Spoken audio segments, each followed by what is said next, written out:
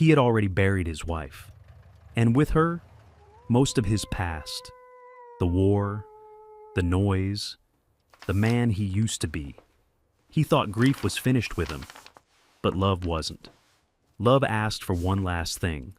Not revenge, not answers, just a promise, and a journey guided by a dog, and a quiet faith he believed was long gone. Sometimes God doesn't heal us by removing the pain. Sometimes He asks us to carry it somewhere meaningful. Before we begin, where are you watching from? Drop your country below. Let's see how far one act of kindness can go. A biting January wind swept through the gray city streets, carrying the scent of exhaust and impending snow. Inside the small, quiet house, the air felt stagnant, heavy with the weight of things unsaid and years of shadows that refused to lift from the corners of the rooms. Elias stood by the window, his silhouette etched against the dim morning light, like an old oak tree that had weathered too many lightning strikes. He was a man built of hard angles and weathered surfaces, his frame still carrying the rigid, uncomfortable posture of a soldier, despite the decades that had passed since he last felt the weight of a rifle in the deserts of the early 90s. At 62, his face was a complex map of canyons and ridges. Deep-set lines radiated from the corners of eyes that were the color of cold ash after a fire, reflecting a weariness that sleep could never touch. A jagged star-shaped scar, faded to a pale silver, traced a path from his temple down to his jawline, a permanent souvenir from a nameless ridge where the world had once ended for him. He was dressed in his usual uniform of civilian life, a sturdy beige canvas jacket that smelled faintly of cedar and old tobacco, and dark charcoal chinos that showed the wear of a man who preferred movement to rest, strictly avoiding the casual comfort of denim. Elias was a man of long silences, his voice having grown rusty and sparse from disuse, a stark contrast to the thunderous, chaotic noise of artillery that still echoed in the back of his mind. His PTSD was not a guest in his house. It was the foundation, a constant low-frequency hum that made his hands tremor whenever the city sirens wailed too loudly or when the night grew too still. He moved with a deliberate slowness, as if afraid that a sudden movement might shatter the fragile peace he had built out of grief and isolation. Beside him, sitting with a stoic grace that mirrored his master's, was Scout. The German shepherd was nearing his 8th year, his once jet-black muzzle now frosted with a dignified, snowy gray that gave him the appearance of a wise old sage. Scout was not merely a pet, he was a four-legged anchor, a guardian of his master's sanity who could smell the rising adrenaline of a night terror before Elias even realized he was dreaming. The dog had a heavy, muscular build, his coat thick and coarse, designed for the rugged outdoors and freezing mountain streams, rather than the carpeted confines of a suburban living room. His eyes, a deep knowing amber, never strayed far from Elias, watching the man's hands and the subtle tension in his shoulders with an intensity that bordered on the supernatural. Scout's personality was one of quiet, unwavering vigilance. He was a soldier in fur, possessing a stubborn streak that manifested whenever he sensed Elias was drifting too far into the fog of his own memories. He didn't bark for trifles, but when he did, his voice was a deep, authoritative command of reality that could pull Elias back from the darkest trenches of his mind. On the wooden kitchen table lay a singular object that seemed to pulse with a life of its own. An old, hand-drawn map. It was the final work of Sarah, the woman who had been Elias's son for 40 years before her light was extinguished by a quiet, relentless illness 6 months prior. In his mind's eye, Elias could still see her, Sarah with her long, silver-blonde hair that she wore in a loose, effortless braid that always seemed to catch the light, and skin that looked like porcelain lit from within. She had been a woman of soft curves and iron will, a gardener who believed that every weed had a story and every stone had a heartbeat. Her eyes had been a vibrant, startling green, the color of new moss after a spring rain, and they were the only thing that could ever truly quiet the roar of battle in Elias's soul. She had been tall and lithe, moving through her gardens with a grace that made the flowers seem to lean toward her. She had drawn this map in her final weeks, her fingers trembling with effort, but her spirit as clear as glass. It didn't lead to a treasure of gold, but to a remote, windswept cliff overlooking a frozen lake, hundreds of miles to the north. She had whispered to him that the breath of the stones there would do what the doctors and the metals never could. It would carry his grief away and let the stars speak to his soul once more. The task of packing the old truck was a rhythmic ritual, a way for Elias to keep his hands from shaking and his mind from wandering into the what-ifs of history. He moved with a mechanical precision, stowing a heavy wool blanket, a gallon of water, and a small crate of supplies with the same focus he once used to strip a rifle. Yet, every time he approached the passenger door, Scout refused to budge. The dog stood like a statue on the gravel driveway, his ears pinned back, his gaze fixed intently on the house with a stubbornness that would have been humorous if the situation weren't so dire. Elias called to him, his voice a gravelly rumble that felt heavy in his throat, but Scout remained motionless, a furry picket line of one. This was not a typical display of canine defiance. It was a spiritual intervention. Elias wiped a hand over his face, feeling the grit of exhaustion in his pores. He followed the dog's gaze back into the house, through the open door, toward a small wooden box sitting on the mantelpiece. Inside that box lay a silver harmonica, its reeds worn, its surface tarnished by the salt of sweat and the passage of time.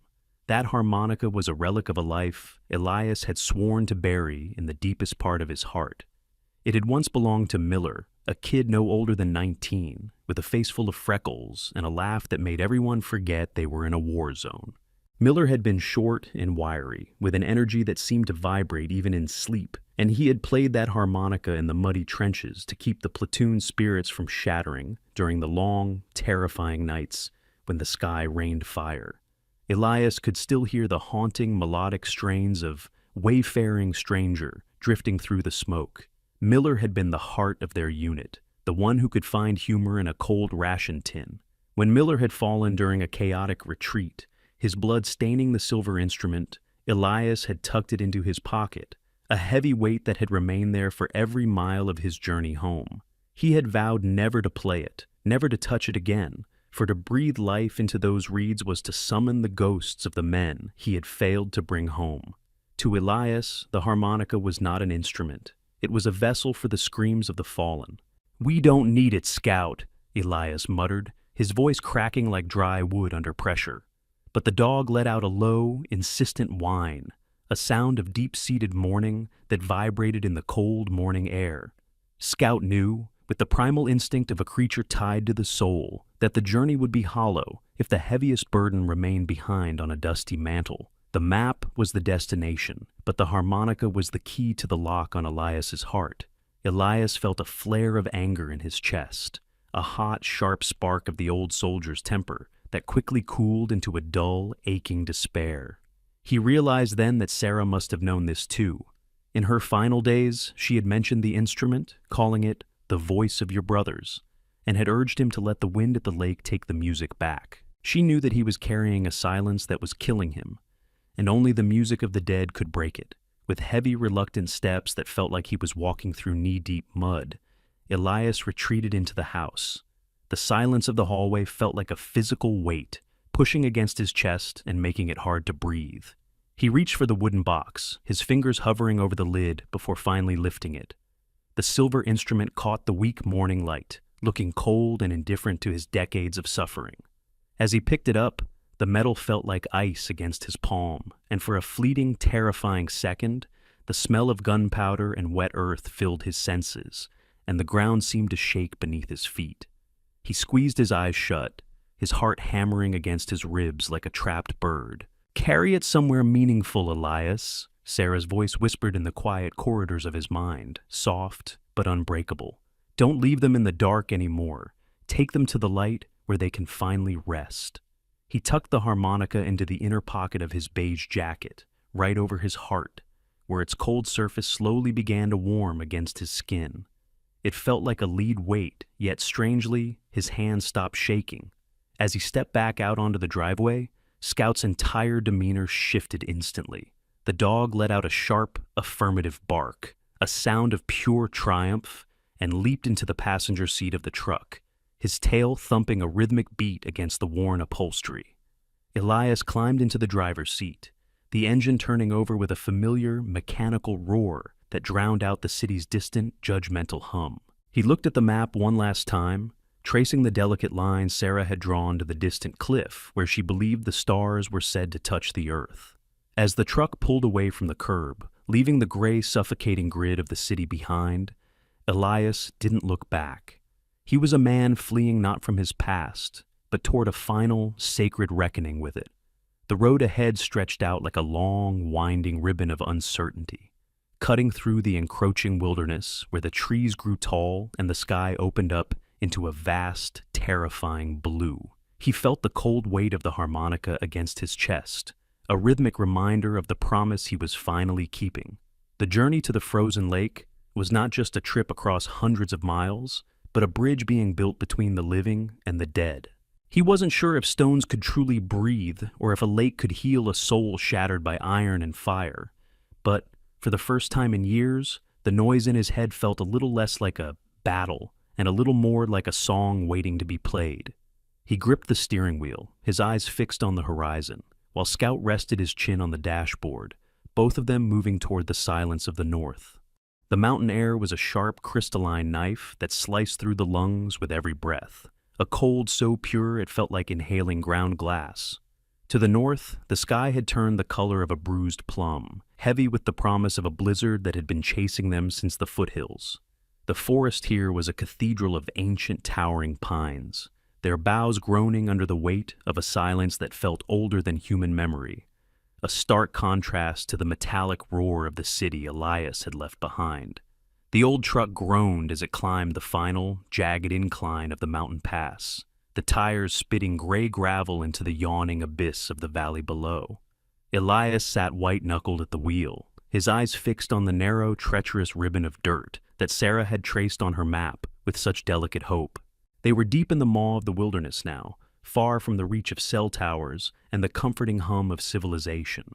Before reaching the final trailhead, they had stopped at a weathered outpost, a lean-to structure made of cedar logs that smelled of wood smoke, wet fur, and dried blood.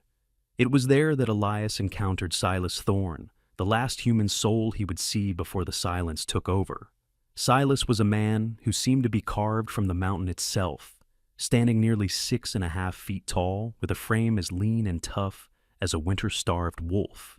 His face was a landscape of deep-seated wrinkles, his skin the texture of cured leather, and his left eye was clouded by a milky, opaque cataract that gave him an eerie, prophetic appearance. He wore a grease-stained flannel shirt and heavy wool trousers that had seen better decades, his movements slow and deliberate, hampered by a permanent limp he had earned in a logging accident 40 years ago.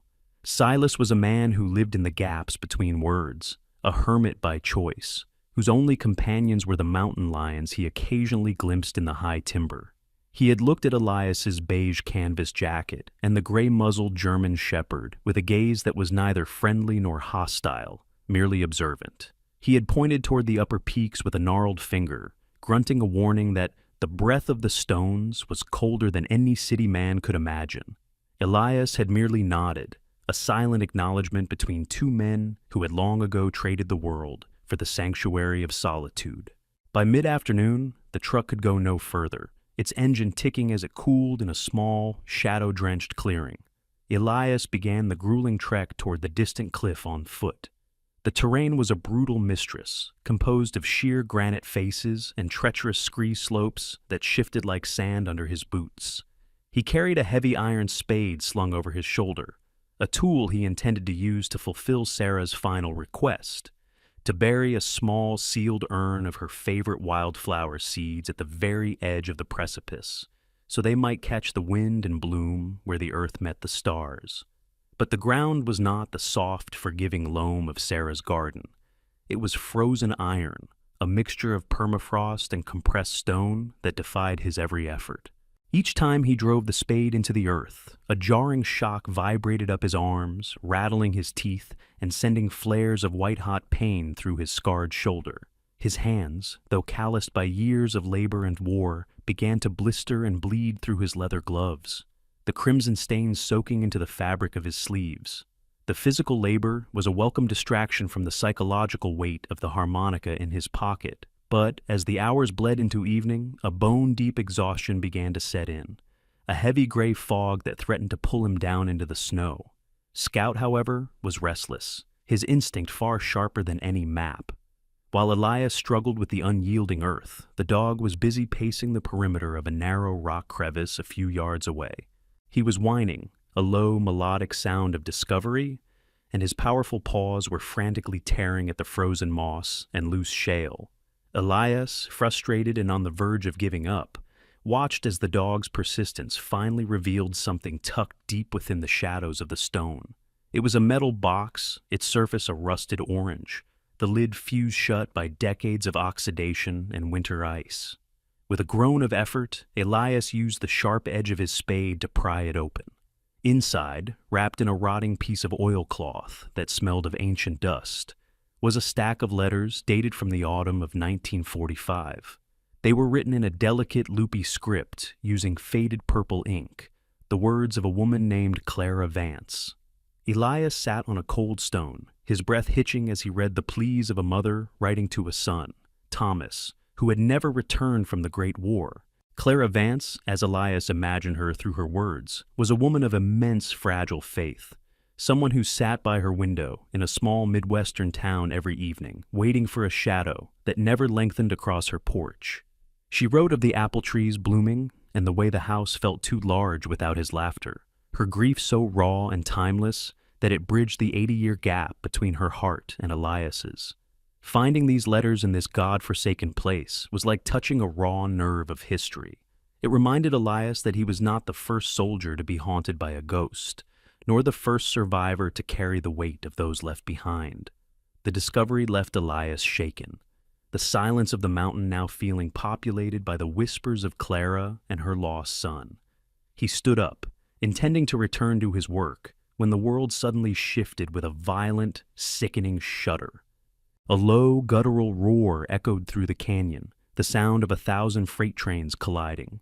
The heavy rains from the previous week, followed by the sudden freeze, had loosened a massive shelf of rock and mud above the trail. Elias had no time to run. A deluge of slate and frozen earth cascaded down the slope, pinning his left leg against a massive, unyielding boulder. The pain was an explosion of white light, a sickening crunch of bone and sinew that robbed him of his breath. He collapsed into the cold mud, the weight of the landslide trapping him like a broken insect. The sky was darkening, the temperature plummeting, and as he looked at the sheer wall of the mountain, he realized with a terrifying clarity that he would not survive the night. He was miles from the truck, hidden by the curve of the cliff, and his voice was too weak to carry over the howling wind. Scout was by his side in an instant, his amber eyes wide with panic as he licked Elias's cold, sweaty face, his tail tucked between his legs in distress. "Go, Scout!" Elias wheezed, his fingers digging into the dog's thick, coarse fur. "Go! Find help!" But the dog didn't move initially, his loyalty anchoring him to the spot. Elias remembered a small, dilapidated hunter's shack they had passed on the lower trail, a place that felt hollow and abandoned. He had seen a coil of heavy hemp rope hanging from a rusted nail on its porch. If he could get that rope, perhaps he could tie it to a nearby pine and use his own weight to shift the smaller rocks pinning his leg. With the last of his strength, Elias grabbed a scrap of the oilcloth from the letterbox and bit into his thumb, using the warm blood to smear a crude SOS on the fabric.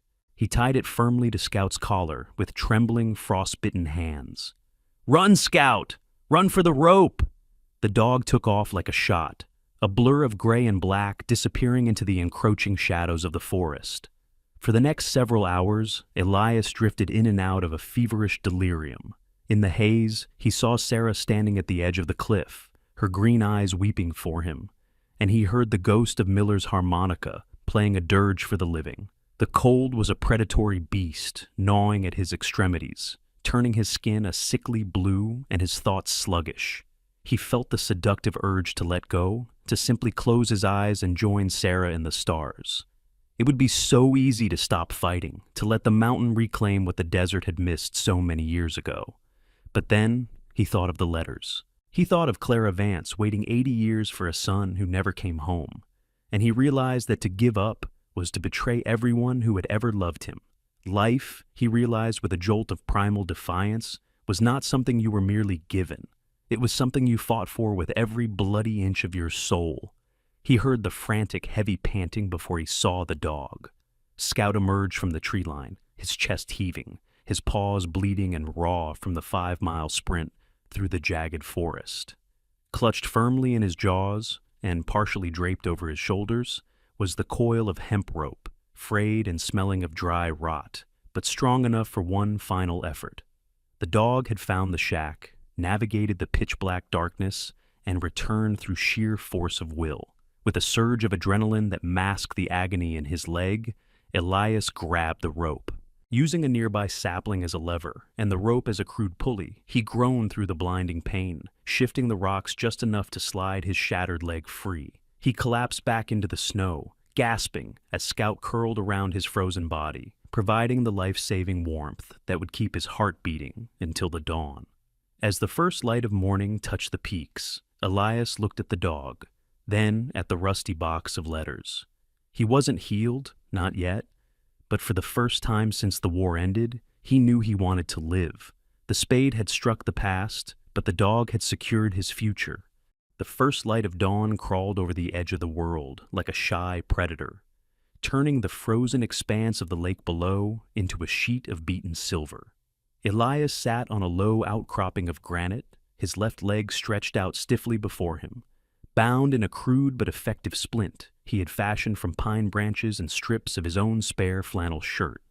The landslide had left him with a deep, throbbing ache and a souvenir of purple-black bruising, but the bone had fortunately remained unbroken, a mercy he attributed more to the thick canvas of his trousers than to luck.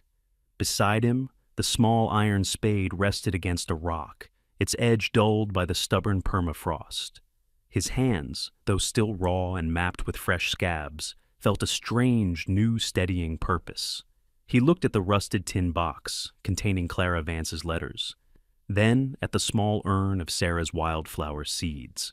A simple hole in the earth no longer felt sufficient for the weight of the memories he carried. He realized that Sarah hadn't just sent him here to bury her remains. She had sent him to build something that could hold the silence of the dead and the hope of the living. He decided then that he would not just pack up and leave. He would build a sanctuary, a small stone cathedral perched on the lip of the abyss, where the wind could recite Clara's letters and Sarah's seeds could find a permanent home. The work was grueling, a test of muscle and iron will that forced Elias to focus on the present rather than the echoes of mortar fire in his mind. He began to gather the flat slabs of shale and the heavy rounded river stones that littered the cliffside, dragging them one by one to a level patch of ground near the precipice. This was where Scout proved himself to be more than just a guardian. The German shepherd, sensing the shift in Elias's intent, transformed into a self-appointed foreman of the construction site. With an intelligence that seemed almost human, Scout began to sort the materials. The dog would sniff at a pile of rocks, nudging the thick, jagged granite blocks toward the corners where the foundation pillars would stand, and using his powerful snout to push the smoother, flatter plates of slate toward the center for the floor. Scout worked with a rhythmic intensity, his tail wagging in short, sharp bursts of pride whenever Elias patted his head for bringing a particularly useful stone. The dog seemed to understand the geometry of the task, his amber eyes assessing the rising walls with a critical, golden gaze. On the third day of construction, as the walls reached waist height, a visitor drifted into their camp. She appeared from the tree line like a mountain spirit, a woman in her early 30s named Clara Vance. No relation to the Clara of the letters, she claimed, though her eyes held a similar ancient depth. Ilara was a nomadic artist and naturalist who had been tracking the migration of winter hawks through the high peaks. She was a woman of striking, wild beauty, her skin an olive bronze that spoke of 1,000 days spent under the sun, and her hair a chaotic tumble of raven curls tied back with a strip of dyed leather. She carried a vintage leather-bound camera slung across her chest and wore a heavy patched wool coat that smelled of sage and rain. Her eyes were like jasper, shifting between green and brown, and her personality was a curious blend of fierce independence and soft-spoken curiosity. She didn't offer help with the heavy lifting, sensing that Elias needed the labor for his own penance, but she sat nearby, sketching the rising stone structure in a charcoal notebook. Her presence was a gentle tether to the world of the living, a reminder that the world had continued to turn even while Elias had been stuck in the trenches of his own mind. She spoke little, but when she did, her voice was like the sound of wind through dry grass, light, airy, and carrying a strange wisdom. She told Elias that the mountain didn't care for the why of his building, only for the how, and that every stone he laid was a word and a prayer he was finally brave enough to speak. As the sun dipped behind the western peaks, casting long, skeletal shadows across the cliff, the temperature would plummet, forcing Elias and Scout into the small shelter they had built. These nights were no longer filled with the terrifying staccato rhythm of gunfire or the screams of his fallen unit. Instead, Elias began a new ritual. He would light a small, flickering candle made of rendered fat and pull a letter from Clara's rusted box. In the golden glow, his voice, once rusty and hollow, began to find its resonance. He read the letters aloud to Scout, his tone deep and warm, a low rumble that filled the stone walls of their developing cathedral. He read Clara's words about the taste of fresh peaches in the summer of 1944, and her descriptions of the way the light hit the church steeple on Sunday mornings. He read about her son Thomas's favorite blue shirt and the way he used to whistle while he worked in the fields. Scout would lie at Elias's feet, his heavy head resting on the man's lap, his ears perked as if he were absorbing every syllable of the mother's love. The act of reading aloud was a form of exorcism. The sound of his own voice, speaking words of love and longing, began to occupy the spaces in his brain that had been colonized by the noise of the war. He was replacing the sounds of destruction with the sounds of devotion. Sometimes, Elias would catch himself smiling at a particular turn of phrase in Clara's writing, a rare and fragile expression that felt foreign on his weathered face. He realized that he wasn't just reading for himself or for the dog. He was reading for Clara, and for Thomas, and for Miller, whose harmonica still rested heavy against his heart. He was giving them a voice in the high, clean air of the North, ensuring that their stories weren't buried in the mud of history, but were instead sung out over the frozen lake. By the end of the week, the stone cathedral was nearly complete. It was a modest structure, barely larger than a shepherd's hut, but it possessed a rugged, timeless beauty. Elias had carved a small alcove into the back wall, a sacred hollow where he placed the rusted iron box of letters. He then spent hours meticulously polishing a large, flat piece of white quartz to serve as a pedestal for Sarah's urn. The physical exertion had changed him. His beige jacket was now stained with stone dust and sweat, and his hands were permanently etched with the grit of the mountain, but the tremor in his fingers had almost entirely vanished. He found that he could stand at the edge of the cliff and look at the vast, terrifying blue of the sky, without feeling like he was about to fall into an abyss of his own making. One evening, after Alara had shared a meal of dried venison and tea with him, she asked him if he intended to play the harmonica he kept so close. Elias looked at the silver instrument, the metal glinting in the firelight. For the first time, he didn't feel the sudden surge of guilt or the phantom smell of gunpowder. He felt a quiet, burgeoning responsibility. He told her that the stones weren't ready for the music yet, that a hymn required a foundation of silence before it could be sung. Alara nodded, her jasper eyes reflecting the flames, and told him that Sarah would have loved the way the stones caught the starlight. When she left the next morning, leaving behind a small pouch of dried sage, Elias felt a strange sense of loss, but also a profound gratitude. He was no longer a ghost haunting his own life. He was a builder, a narrator, and a man who was learning that a home could be built even on the edge of a cliff, as long as it was built with the rhythm of a song. The stone sanctuary now stood as a silent sentinel against the encroaching winter, its gray walls blending into the granite of the cliffside like it had been birthed from the mountain itself. Inside, the air was scented with the faint, sweet aroma of Sarah's wildflower seeds and the musty ancient ink of Clara's letters. Elias had found a rhythm in the stillness, a routine of carving stone and reading aloud that kept the shadows of his mind at bay. However, as the moon began to wane into a thin, silver sliver, a strange irregularity crept into the sanctuary's peace. It started with a missing strip of venison jerky Elias had left drying on a flat stone. Then, a small crust of sourdough bread vanished from his supply crate, followed by a handful of dried apples. At first, Elias blamed the mountain jays or perhaps a particularly daring squirrel, but the thefts were too precise, too deliberate. The heavy wool blanket he had used to cover the letterbox had been shifted, and the faint, unmistakable scent of wood smoke, different from his own, lingered in the alcove when he returned from gathering firewood. Scout, usually a thunderous defender of their perimeter, had become uncharacteristically quiet about the intrusions.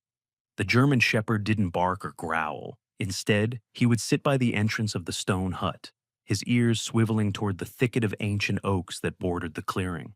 One evening, as the sun dipped low, painting the snow in shades of violet and gold, Elias watched Scout stand up with a deliberate, gentle grace. The dog didn't look at Elias, but instead picked up a small, wrapped piece of honeycomb Elias had traded from Silas Thorne. With the prize held softly in his jaws, Scout trotted toward the tree line, his tail wagging in a slow, rhythmic sway of friendship. Intrigued and a little unsettled, Elias followed at a distance, his boots crunching softly on the frozen crust of the snow. He moved with the practiced stealth of a man who had once stalked through much more dangerous woods, his heart hammering with a mixture of curiosity and an old protective instinct. Scout stopped before a massive, hollowed-out oak tree, its trunk so wide it felt like a gateway to another realm. The tree was a gnarled giant, its bark peeling in silver scales, and its roots clutching the earth like the knuckles of a buried titan. Scout leaned his heavy head into the hollow and let out a soft, inviting huff. From the depths of the shadows, a small, trembling hand reached out. It was a child's hand, pale, smudged with dirt, and tipped with bitten fingernails. Elias froze behind a nearby pine, his breath hitching. He watched as Scout gently placed the honeycomb into the small palm. A moment later, a figure emerged partially from the tree. It was a boy, perhaps 10 or 11 years old, looking far too small for the oversized, tattered navy blue hoodie he was wearing. The boy's face was a heart-wrenching sight. His skin was the color of winter milk, his nose red from the cold, and his eyes, a deep bruised indigo, looked hollowed out, filled with a profound, heavy sadness that Elias recognized all too well. This was Leo, a boy who didn't look like he was running away from home as much as he was running away from the very concept of the world. Leo's hair was a chaotic nest of dark, unwashed curls, and he moved with a jittery, bird-like fragility. He didn't speak. He simply clutched the honeycomb and looked at Scout with a desperate, silent gratitude. Elias stayed in the shadows, realizing that any sudden movement would send this frightened creature bolting into the deadly cold of the mountain night. He watched as the boy reached out to bury his fingers in Scout's thick fur, leaning his forehead against the dog's frosted muzzle. In that moment, the fierce, battle-hardened veteran felt a crack in the armor around his own heart. He saw in Leo the same 1,000-yard stare he had seen in his own reflection for decades, the look of a soul that had seen something it couldn't unsee, a spirit that had found the silence of the woods safer than the noise of people. Elias realized that the boy must have come from the small mining town 10 miles down the valley, a place where the air was thick with coal dust and broken dreams. Instead of revealing himself, Elias began a different kind of ritual. He became a ghost in his own sanctuary, leaving offerings near the hollow tree. He would leave a tin of warm stew, a pair of thick wool socks he had found in his truck, and even a small, hand-carved wooden bird he had whittled during the long afternoons. He noticed that Leo began to venture closer to the stone cathedral, though always when he thought Elias was asleep or away. One night, Elias sat by his small fire, intentionally reading Clara Vance's letters in a louder, clearer voice than usual. He could feel Leo's presence just outside the circle of firelight, a small shadow huddled against the outer wall of the hut. He read a letter about a mother's hope for a peaceful world, her words floating through the crisp air like a benediction. He felt Scout shift beside him, the dog's amber eyes reflecting the flames, knowing full well that their secret friend was listening to every word, finding a different kind of warmth in the stories of a stranger's love. The peace was nearly shattered when a new figure arrived on the mountain, Deputy Marcus Reed. Marcus was a man in his late 50s, with a chest like a barrel and a jaw that looked like it had been squared off with a hatchet. He was the kind of lawman who believed in hard facts and iron rules, his gray eyes constantly scanning for trouble. He wore a crisp tan uniform under a heavy leather jacket that creaked when he moved, and his salt and pepper beard was trimmed with military precision.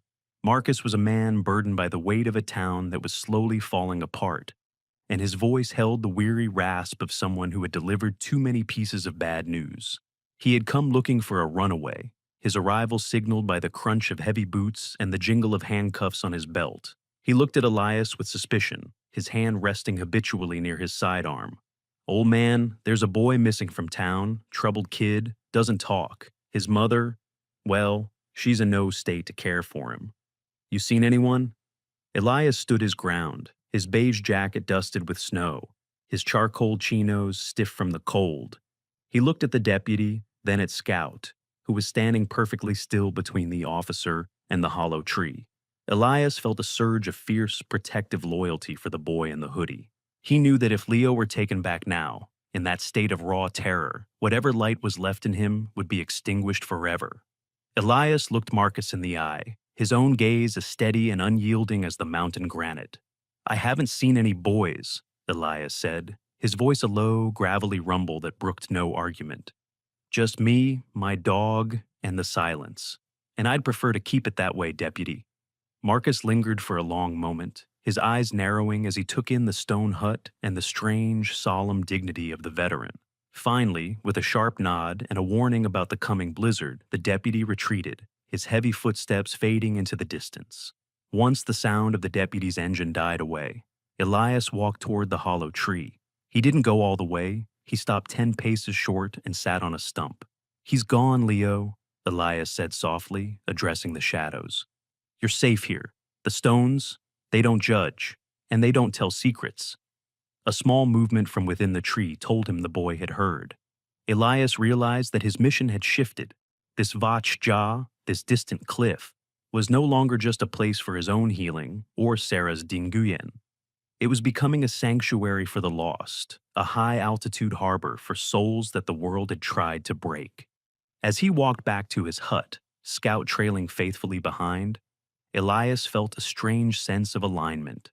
He was no longer just a broken soldier carrying a harmonica of guilt. He was a guardian of a new kind of peace. The breath of the stones was finally doing its work, not just for him, but for a boy who had forgotten how to breathe at all. The sky over the northern peaks didn't just darken, it collapsed, a vast vault of obsidian that swallowed the stars and the moon in a single, suffocating breath. The record-breaking blizzard arrived with the suddenness of an ambush, the wind screaming through the granite crevices like a chorus of banshees. Inside the stone sanctuary, the sanctuary that Elias had worked so tirelessly to build, the air grew dangerously thin and frigid. The roof, only partially completed with heavy shale slabs, left a gaping wound in the center of the structure, through which the swirling white needles of snow hissed and settled. Elias, his body already battered by the previous days of labor and the lingering trauma of his leg injury, felt a sudden, violent chill seize his marrow. His breath became a visible, ragged vapor in the dimming light of his dying fire. By the time the midnight hour struck, a ferocious fever had set in, turning his blood into molten lead while his skin remained as cold as the ice on the lake below.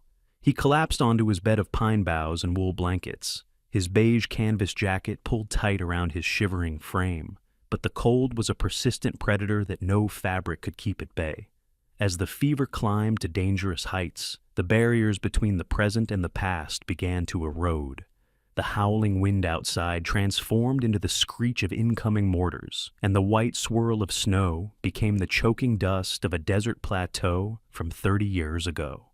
Elias was no longer in the mountains. He was back in the burning iron of the 90s, pinned down in a trench where the air tasted of copper and cordite. In his delirium, he saw the faces of the men he had left behind, their features illuminated by the strobe light flashes of artillery. The PTSD, which he had tried so hard to quiet with the breath of the stones, roared back to life with a terrifying symphonic violence. He began to thrash against the blankets, his hands clawing at the air as if trying to push back the encroaching shadows. He was reliving the moment Miller fell, The moment the silver harmonica was silenced by a spray of crimson, and the noise in his head was so loud he couldn't hear his own ragged screams. Every time he closed his eyes, he saw the desert sun, a blinding, hateful eye that offered no mercy, contrasting sharply with the freezing reality of the stone hut. He was caught in a lethal intersection of fire and ice, his heart hammering against his ribs in a rhythm that threatened to stop altogether. Scout, the faithful German shepherd who had been Elias's silent sentinel through every nightmare, recognized the shift in the air instantly. He didn't bark, he didn't pace. He understood that this was a battle that couldn't be won with teeth or claws. With a low, mournful whine that cut through Elias's frantic mumbling, the dog climbed onto the low bed. He moved with a deliberate, gentle authority, positioning his heavy, 8-year-old body directly across Elias's chest. The dog's thick, coarse fur, frosted with the gray of time, pressed against the beige canvas of the jacket, creating a living, breathing barrier against the cold. Scout draped his head over Elias's shoulder, his wet nose pressing against the man's scarred jawline. For the next 12 hours, as the blizzard raged with a fury that threatened to rip the stone walls apart, Scout remained motionless. He became a biological furnace, his own steady, powerful heart rate acting as a metronome for Elias's erratic pulse. Through the process of thermal bridging, the dog's internal heat seeped into Elias's core, slowing the tremors and fighting the hypothermic shock that had begun to shut down the veteran's organs. Leo, the small, indigo-eyed boy who had been hiding in the shadows of the sanctuary, watched from the corner of the hut, his face a mask of terror. He saw the way Elias's eyes rolled back in his head, showing only the whites, and he heard the guttural foreign words of command Elias shouted to soldiers who had been dead for decades. Leo didn't run this time. The sight of Scout's unwavering devotion held him in place. The boy crept closer, his navy hoodie pulled tight around his ears, and added the last of the dry wood to the embers, his small hands trembling.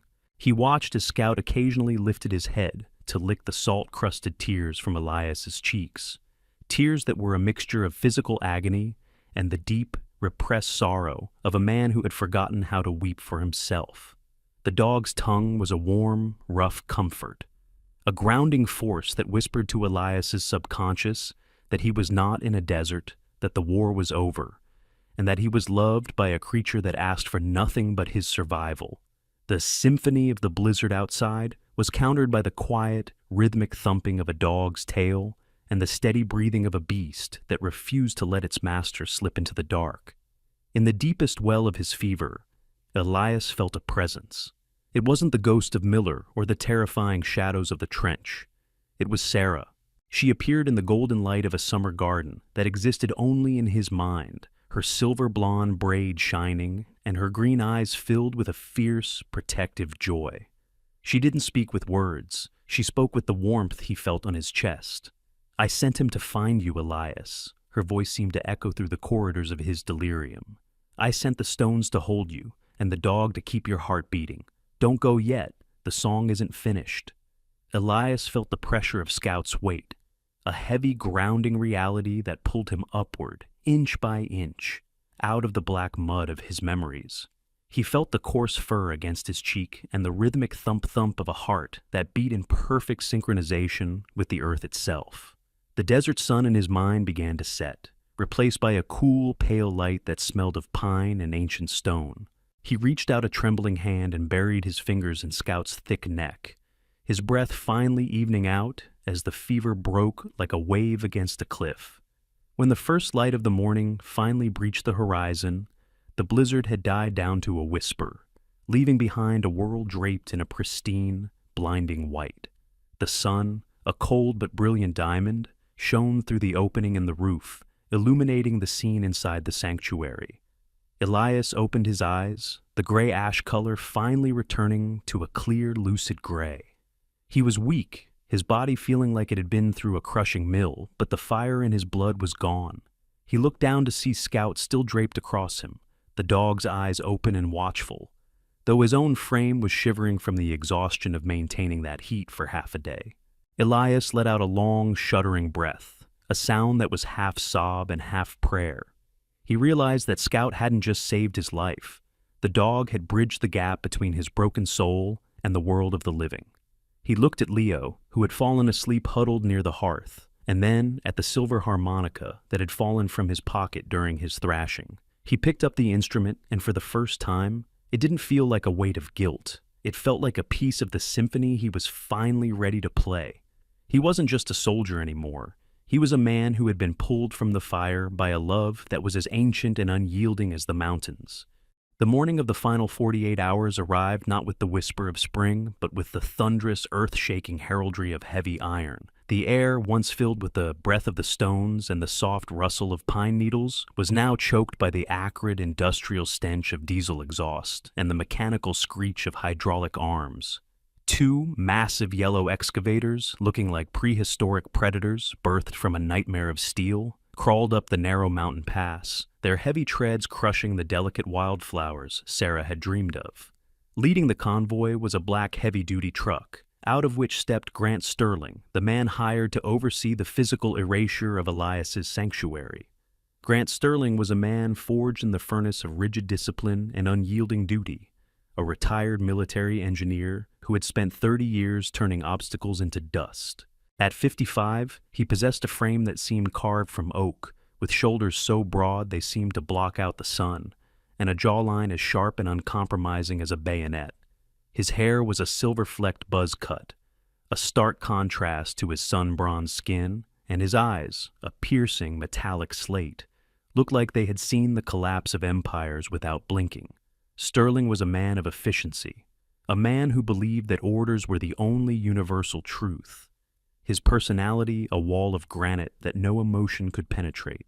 He wore a high-visibility vest over a tactical jacket, a clipboard gripped in his hand like a shield, and he moved with a precise, heavy-footed cadence that signaled the end of the piece.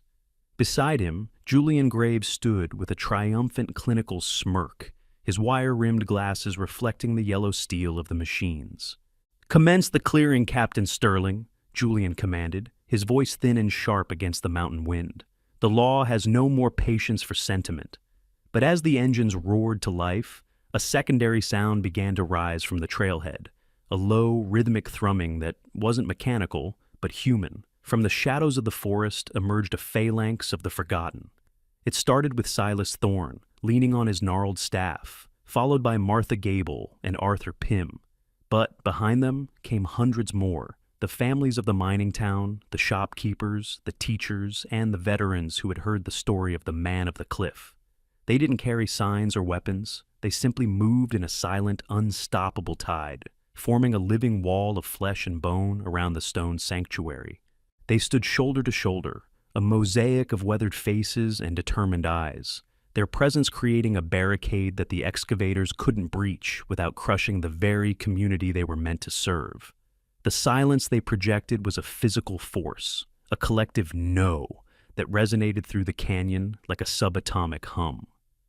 Grant Sterling halted, his hand raised to stop the machinery. He looked at the crowd, at the grandmothers in their Sunday coats and the young men with their hats over their hearts, and for the first time in his career, his slate-colored eyes showed a flicker of hesitation. He looked at Elias, who stood at the center of the storm, his beige canvas jacket covered in the white dust of his final carvings, his hand resting on Scout's heavy shoulder. The German shepherd sat like a bronze statue, his amber eyes fixed on Sterling, with a calm, discerning wisdom that seemed to bypass the uniform and speak directly to the man beneath. Julian Graves began to shout, his face reddening with a bureaucratic fury, demanding that the trespassers be removed by force. But Sterling ignored him. The commander stepped forward, his heavy boots crunching on the gravel as he approached the stone cathedral. He didn't look at the crowd. He looked at the wall where Elias had been carving until the very last second. Elias stood aside, allowing the commander to reach the highest point of the granite face, where the light of the rising sun hit the stones with a celestial brilliance. There, etched in deep, reverent letters into a block of pure white quartz, was a name that made Grant Sterling's clipboard slip from his fingers and clatter unnoticed onto the rocks. The name was Captain Samuel Sterling. The commander's breath hitched, a sound of raw, unvarnished pain that seemed impossible coming from a man of his stature. This was the grandfather he had never known, the man who had vanished in the closing days of World War II, a ghost whose missing status had been a hollow ache in the Sterling family for 3 generations. Elias had found the name in a forgotten military registry Leo had brought from the town library, or perhaps it was a whisper from the letters of Clara Vance. But there it was, enshrined at the apex of the sanctuary, recognized and honored in a way the government never had. The legal monster crumbled in an instant.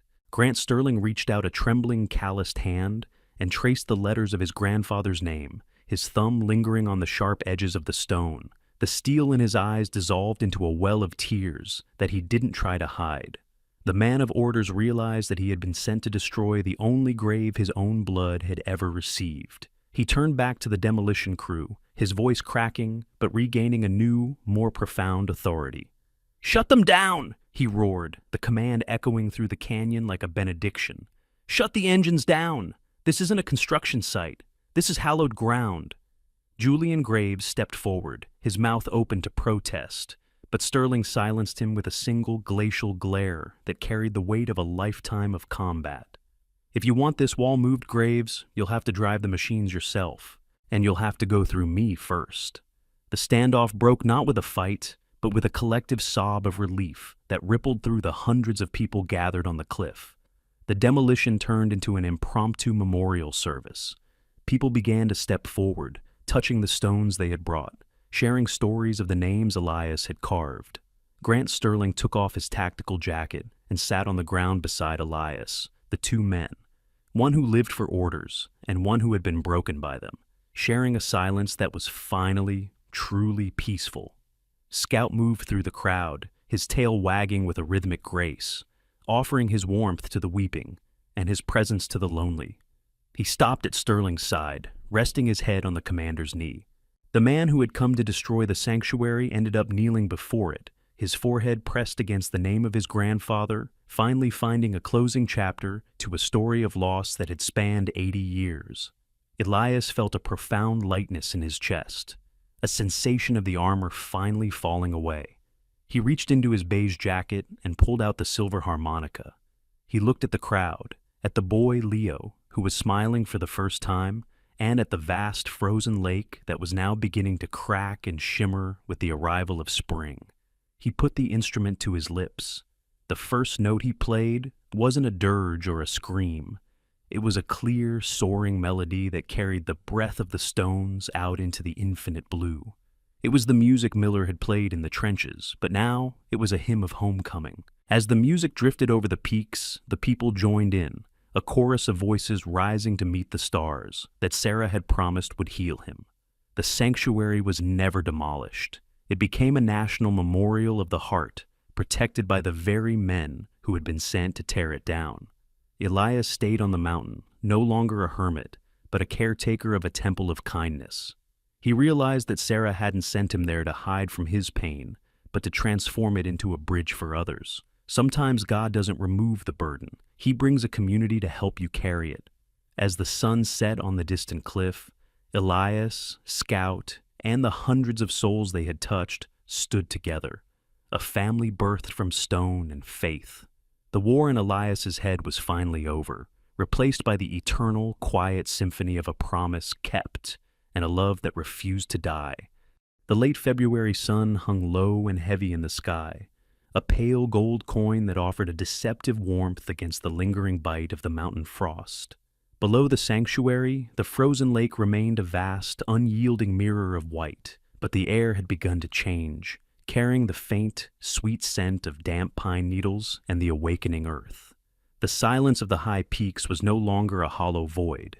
It had become a living, breathing thing, vibrating with the quiet industry of a man who was no longer building a house, but a legacy. News of the man of the cliff and the angel dog had begun to trickle down into the valley like snowmelt, carried by the weary breath of Deputy Marcus Reed and the cryptic grunts of Silas Thorne during his rare visits to the town's general store. The stories spoke of a veteran with eyes of ash who had built a cathedral from nothing, and a German shepherd that possessed the soul of a guardian. To the lonely and the forgotten in the mining town below, Elias became a myth, a man who had mastered the art of carrying grief without being crushed by it. One by one, they began to make the arduous journey up the mountain, not to offer charity or to gawk at a hermit, but to find a home for the ghosts they had been carrying in their own pockets for far too long. The first to arrive was Martha Gable, a woman of 75 who looked like she was made of iron and lace. She was small and sturdy, with hands that were gnarled like the roots of the ancient oaks, her skin translucent and mapped with the blue veins of a life spent in hard labor. She wore a faded floral scarf tucked neatly into the collar of a heavy moth-eaten wool coat, and her eyes were the color of dried lavender, soft, yet holding a steely, unblinking clarity.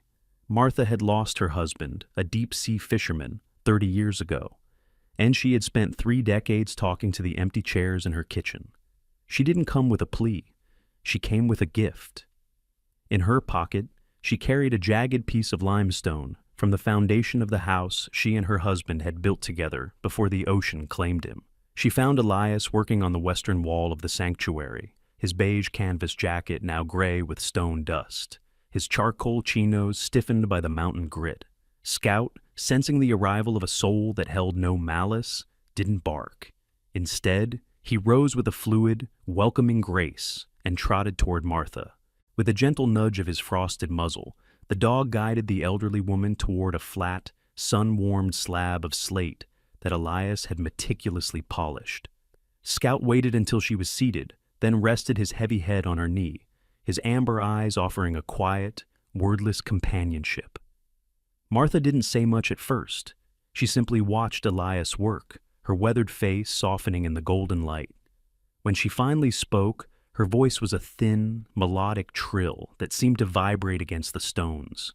She told him that her house was too quiet, and that the limestone she brought was the only piece of her forever she had left. Elias, his voice no longer rusty but deep and resonant like a church bell, accepted the stone. He didn't just place it, he carved a small sacred niche into the wall and set the limestone into the heart of the sanctuary, cementing it with a mixture of mountain clay and his own unwavering purpose. The word spread further, and soon Arthur Pym followed. Arthur was a retired watchmaker, a man who seemed to be composed entirely of thin wires and trembling glass. He was nearly 80, his frame so frail it seemed a stiff breeze might carry him over the precipice. He had a long, pointed nose and a shock of white hair that stood up like dandelion down, and he moved with a jittery, meticulous precision.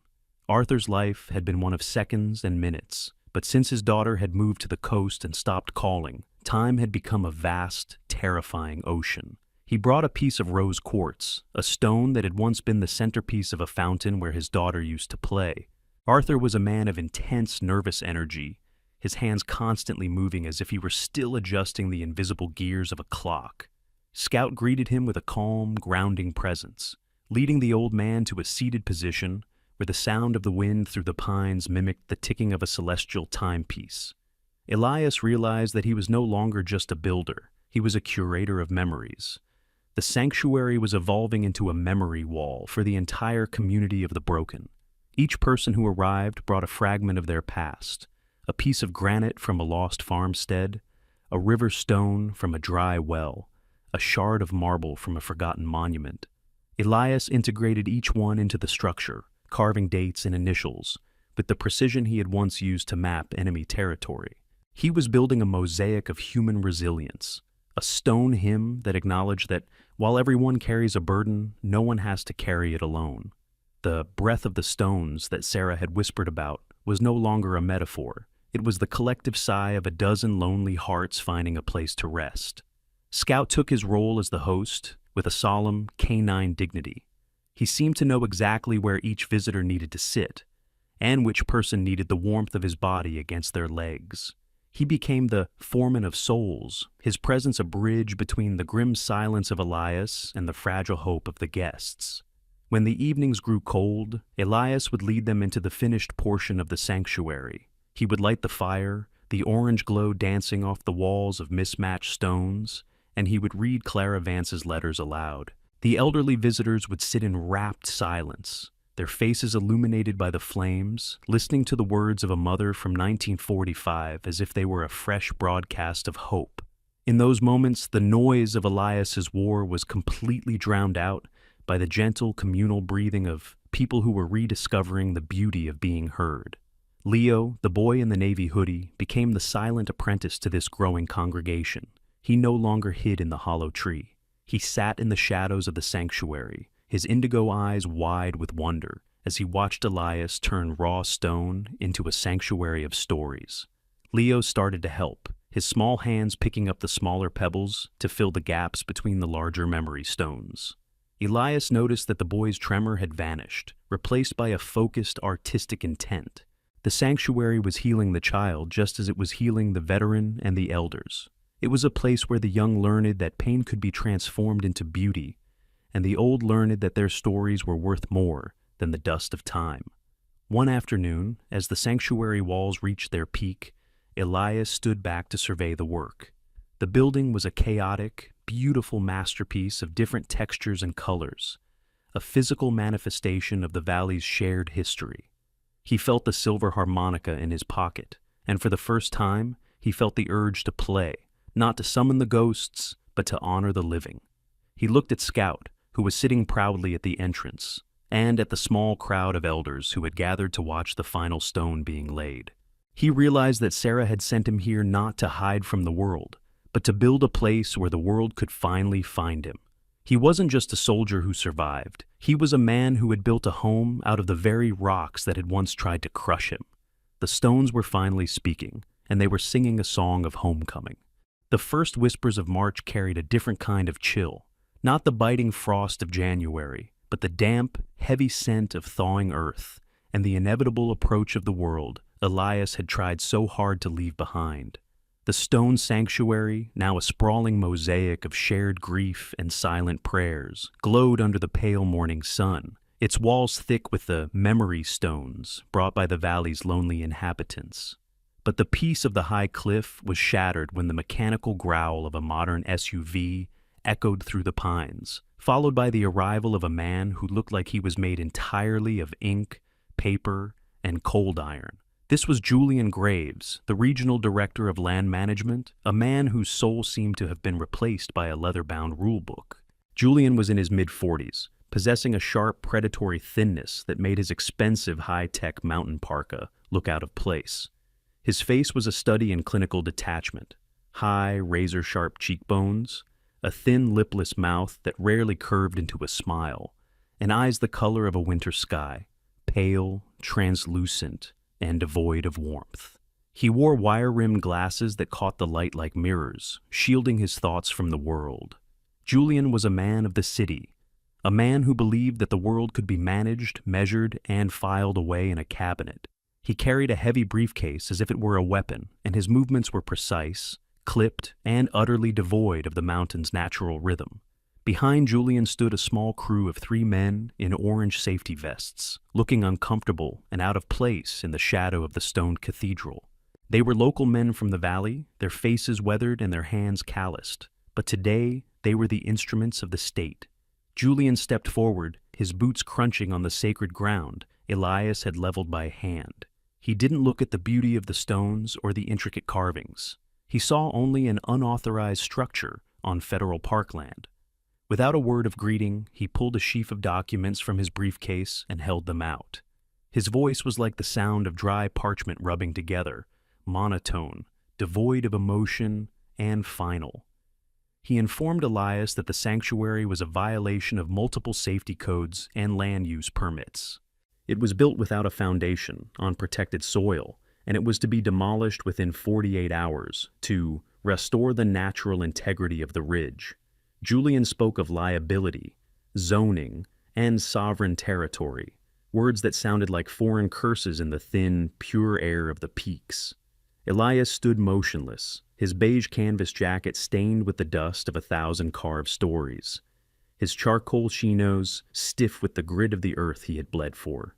Beside him, Scout rose to his full height, his frosted muzzle low, his amber eyes fixed on Julian with a terrifying, unblinking intensity. The German shepherd didn't growl. He simply existed as a mountain of fur and muscle between his master and the man with the paper. Elias looked at the documents, then at the memory wall behind him, at Martha's limestone and Arthur's rose quartz. He felt a surge of the old fire in his chest, the hot, jagged anger of the soldier who had seen too many beautiful things destroyed by men in suits. But as his hand drifted toward the silver harmonica in his pocket, he remembered Sarah's voice. He remembered the breath of the stones, and the way she had taught him that the strongest force in the universe wasn't the one that struck, but the one that endured. He didn't take the papers. He didn't argue. He didn't shout. Instead, Elias turned his back on the director and walked toward the sheer granite face of the cliff that formed the sanctuary's rear wall. With a slow, deliberate movement, Elias picked up a fine-tipped steel chisel and a heavy mallet. The demolition crew watched in confusion as the veteran began to work. The first strike of the hammer echoed through the canyon like a gunshot, but it was a sound of creation, not destruction. Elias began to carve. He didn't carve his own name, nor Sarah's. He began with Miller, P., the kid with the freckles and the harmonica. Then he carved Thomas Vance, the son Clara had waited 80 years for. He carved the names of every man from the valley who had gone to the desert or the jungle and never come back to see the apple trees bloom. His movements were rhythmic and sacred, his focus so absolute that Julian Graves seemed to fade into a mere shadow against the brilliance of the stone. Each strike of the mallet was a heartbeat, a declaration that these lives mattered and that this ground was now consecrated by the names of the fallen. Scout took his position at the entrance of the sanctuary, sitting with the rigid, stoic grace of a sentry at the tomb of the unknown soldier. The dog's presence was an invisible wall, a silent guardian that made the men in orange vests hesitate. They looked at the names being etched into the granite, names they recognized. One of the workmen, a burly man named Caleb, whose beard was salted with gray, suddenly took off his hard hat and stepped back. He had seen the name Miller and remembered his own uncle who had died in a trench far from home. The authority Julian Graves projected began to dissolve in the face of Elias's silent, artistic defiance. Julian stepped forward, his voice rising in an uncharacteristic display of irritation, demanding that Elias stop the vandalism of public property. But Elias didn't even flinch. He continued to carve, his hands steady, his gaze fixed on the granite as if he were pulling the names directly out of the mountain's soul. The silence that followed Julian's outburst was more powerful than any shouting match. It was a heavy, pregnant silence, filled only by the clink, clink, clink of the chisel and the steady breathing of the dog. The legal monster found itself powerless against a man who refused to acknowledge its teeth. Julian looked at the names, then at the dog, and finally at the veteran, whose beige jacket seemed to blend into the varied landscape he was defending. For the first time, Julian's pale eyes wavered. He saw that he wasn't just fighting a hermit. He was fighting the collective memory of an entire people. He was trying to demolish a place that had become the only grave some of these men would ever have. The legal documents in his hand suddenly felt like dead weight, lifeless, meaningless scraps of paper against the eternal weight of the carved granite. The elders of the valley, Martha, Arthur, and Silas Thorne, began to appear at the edge of the clearing, having been alerted by Leo, the boy who had run down the trail at the first sign of trouble. They didn't bring weapons, they brought their presence. They stood in a semicircle around the sanctuary, a silent phalanx of gray hair and weathered skin, their eyes fixed on Julian Graves. Silas Thorne, leaning on his gnarled staff, didn't say a word, but his milky eye seemed to see right through the director's suit to the hollow space where a heart should have been. The tension was a living thing, a taut wire stretched across the precipice. Julian looked at the crowd, then at the memory wall, and finally at the name Thomas Vance, which Elias was currently finishing. The breath of the stones seemed to rise in a collective gale, a spiritual wind that made the director's high-tech parka feel like thin tissue paper. Julian Graves eventually retreated to his SUV, his face a mask of cold fury. But he didn't give the order to start the bulldozers. He realized that to destroy this place now would be to spark a fire in the valley that no law could extinguish. As the vehicle drove away, the dust settling on the pines, Elias finally stopped carving. He put down the mallet and the chisel, his hands covered in white stone dust, looking like the hands of a ghost. He turned to look at the crowd, then at Scout, who finally relaxed his posture and let out a soft, approving huff. The threat wasn't gone forever. The law is a slow, relentless beast. Inhung for today. The sanctuary stood. Elias realized that the miracle Sarah had sent him to find wasn't just about his own peace. It was about the power of the quiet, the sacredness of the memory, and the courage to stand still while the world tried to move you. He felt the silver harmonica over his heart, and for the first time, it didn't feel like a relic of war. It felt like a song of victory that didn't need a single note to be heard. The mountains had finally exhaled the last of the winter's breath, giving way to a spring so vibrant it felt like the earth itself was trying to overcompensate for the months of gray silence. The sanctuary, now officially recognized as a community cultural landmark, sat atop the distant cliff like a crown of living history, its stones weathered but glowing with the collective spirit of the valley. Flowers, the very wildflowers Sarah had dreamed of, began to erupt from the crevices of the rocks, their colors of violet, gold, and crimson spilling over the precipice like a silent, floral waterfall. Elias stood at the threshold of the stone hut, his beige canvas jacket now a part of his skin, and his charcoal chinos bearing the honorable stains of clay and quartz dust. He was no longer the shadow of a man fleeing the echoes of war. He was the guardian of a sacred archive, a man whose silence had become a sanctuary for others. Beside him, Scout rested on a bed of dried moss, his movements notably slower than they had been during the blizzard. The German Shepherd was nearing his 9th year, and the stiffness in his joints was evident as he stood, but his amber eyes remained as bright and piercing as two sun-warmed gems. He was the angel dog of the legend, a creature whose gray-frosted muzzle and gentle rhythmic breathing were the steady metronome of Elias's new life. A new visitor arrived as the silver disk of the June moon began to climb over the eastern ridges. A young woman named Evangeline Rossi, a freelance historian and photographer from the state capital who had been sent to document the sanctuary for a national archive. Evangeline, or Eva as she preferred, was in her late 20s, possessing a sharp, inquisitive intelligence that was balanced by a deep, innate respect for the weight of human memory. She was lithe and energetic, her skin the color of warm honey, and her hair a vibrant, untamed copper that glowed like a dying ember in the twilight. Her eyes were a clear, startling emerald, a shade that momentarily made Elias's heart skip a beat as he thought of Sarah, though Eva's gaze held a restless, modern fire rather than Sarah's grounded peace. She carried her professional cameras with a practiced ease, and her personality was a refreshing blend of urban sophistication and a genuine, almost childlike wonder at the world Elias had built. She had lost her own father, a firefighter, to a blaze 10 years prior, and though she didn't speak of it immediately, the way she touched the memory wall told Elias that she understood the architecture of loss. She didn't just take pictures, she listened to the stones, her copper hair blowing in the mountain wind as she captured the way the moonlight hit the name of Captain Samuel Sterling at the apex of the cliff.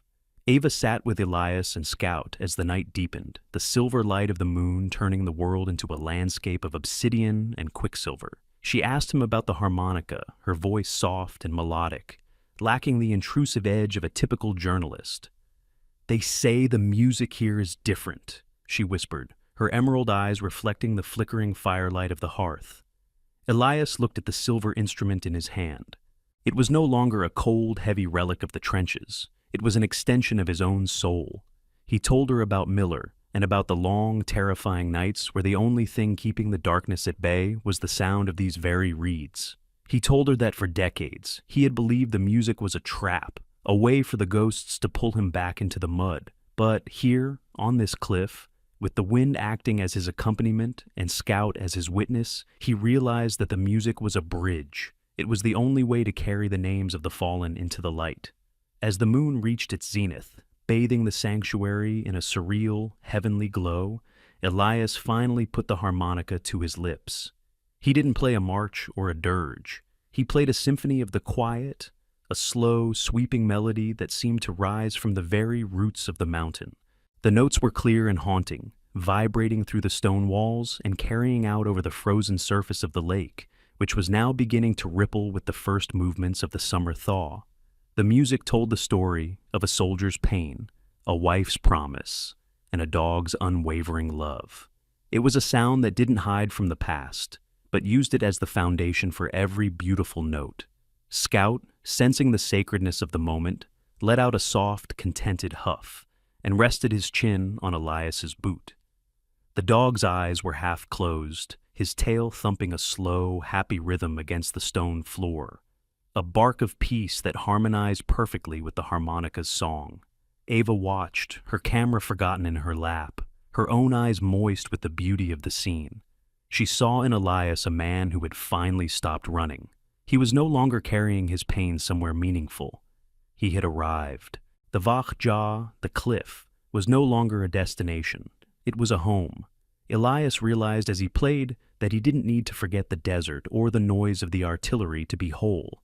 Those fragments of his life were the very things that gave the music its depth. He was using the broken pieces of his past to build a reality that was warm, vibrant, and filled with a quiet faith.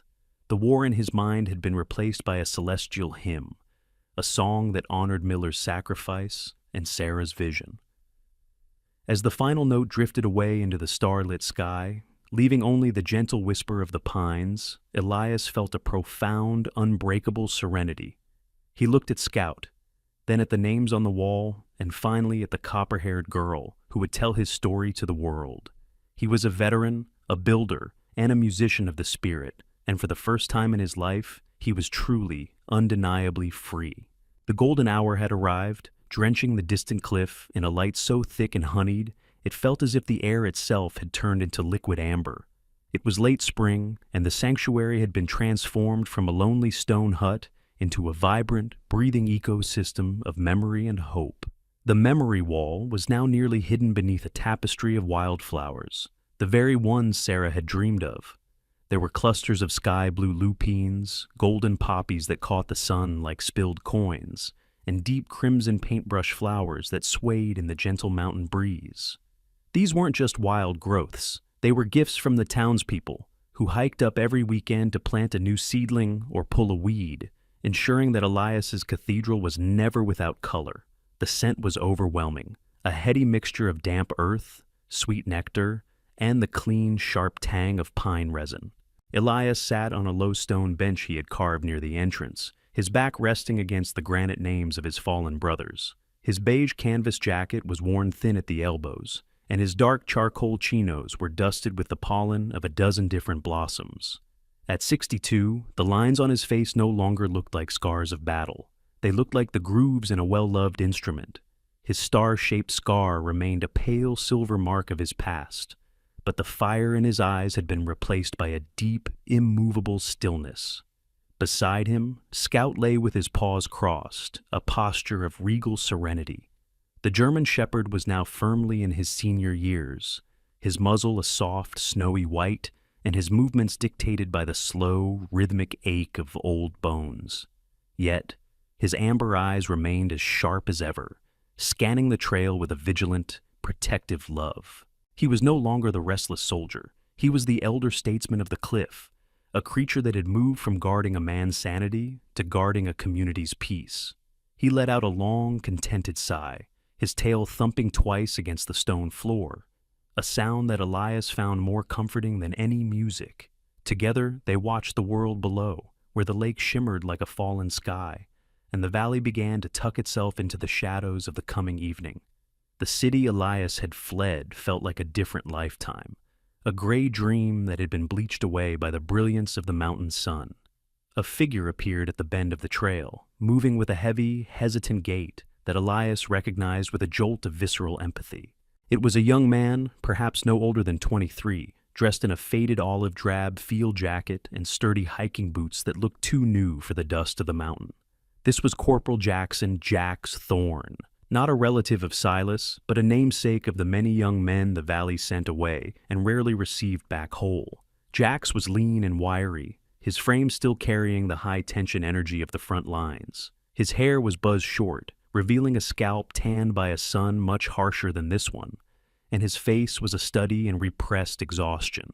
He had a sharp, angular jawline covered in a few days of dark stubble, and his eyes, a piercing, troubled gray, held the unmistakable, thousand-yard stare.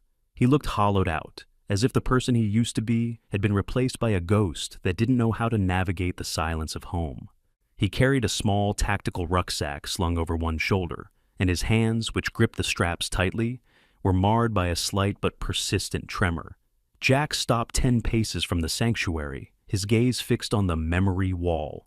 He didn't see the flowers at first. He saw the names. He saw Miller, P, and Sterling, S, and he felt the weight of his own unspoken losses pressing against his lungs.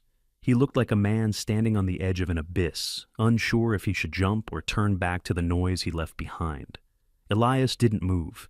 He didn't stand up with the authority of a superior officer, nor did he offer the hollow platitudes of a stranger. He simply continued to stroke Scout's head, the rhythmic motion a silent invitation. He waited for the mountain air to do its work, for the scent of the poppies to reach the boy's senses, and for the dog's calm presence to act as a tether. Scout lifted his head, his ears swiveling forward, and let out a soft, low huff of greeting, a sound of recognition between two souls that had walked through the fire. Finally, the young soldier took a step forward, then another, his boots crunching softly on the shale.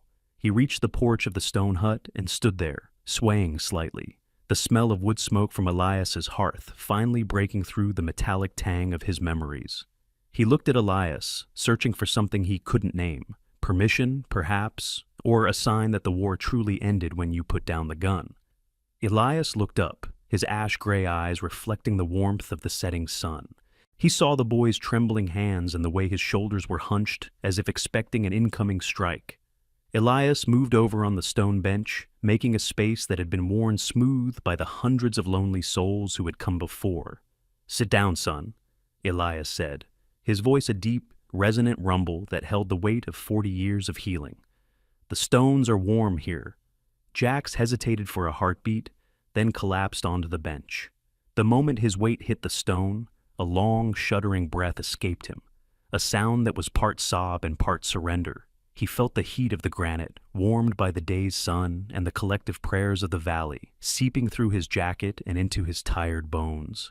It was a warmth that felt alive, a solid foundation that didn't shift or crumble. Scout stood up slowly and walked over, resting his heavy frosted chin on the boy's knee. Jax's hand drifted down, his fingers burying themselves in the dog's thick fur. And for the first time in months, the tremor in his fingers began to subside. He looked at the vast horizon, at the stars beginning to blink into existence over the peaks, and he felt the breath of the stones Sarah had promised so long ago. Elias reached into his pocket and pulled out the silver harmonica. He didn't play it yet. He just held it in the light, the metal glinting like a promise kept. He realized that this was the true Disan, the legacy. It wasn't the building itself, nor the fame that Ava Rossi's photos had brought. It was this moment of transition, the passing of the torch of peace from one broken soldier to another. The Bak Jah was no longer a place of death, or a monument to the past. It was a nursery for the future.